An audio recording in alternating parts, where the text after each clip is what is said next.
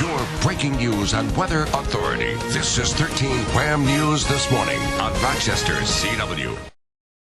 You know, we've had live reports this morning from Rochester International Airport, and now we want to get the latest on how travel is being affected across the country. We are joined live by Chris Hills, an air traffic analyst for Orbitz.com. He's at Reagan National Airport on this Thanksgiving Eve.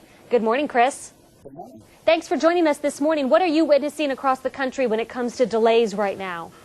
Well, across the country, weather is actually cooperating with flights. The trouble spots are, of course, the eastern Great Lakes, Rochester being one of the areas with snow. The other spot is the Los Angeles and Phoenix area, where thunderstorms could slow flights by about 45 minutes this afternoon. Elsewhere, the weather is beautiful, so flights should be on time today. It's funny you mentioned L.A. I have a friend sent a message last night and said their newscast there, they're doing live team coverage of 3 inches of rain. Now, I mean, I know that seems like a big deal to them, but come on, we could have a foot of snow in 24 hours here, so I guess it affects people in different spots. But L.A., Phoenix, how about the Midwest? Any issues there, or is everything looking pretty good? The Midwest is covered in high pressure, so it looks beautiful, and flights should be running pretty smoothly there.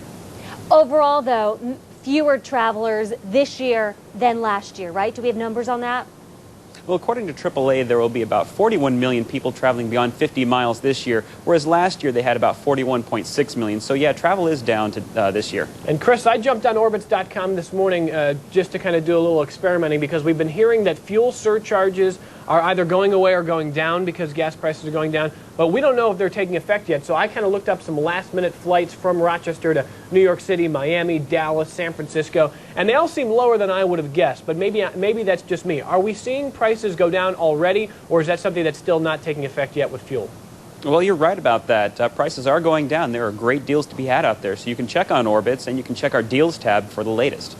What would your advice be for somebody who is not traveling right now but needs to book a ticket for 2009?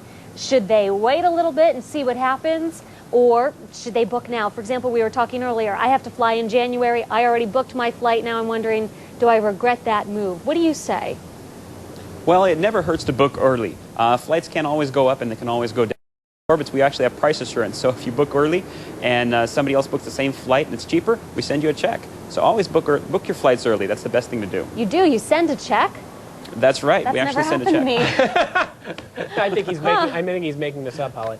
All right, Chris. Well, thanks. We appreciate your time this morning, and we'll certainly send our viewers, potential Orbitz customers, to 13wham.com to find out more. Thanks for your time. Thank you.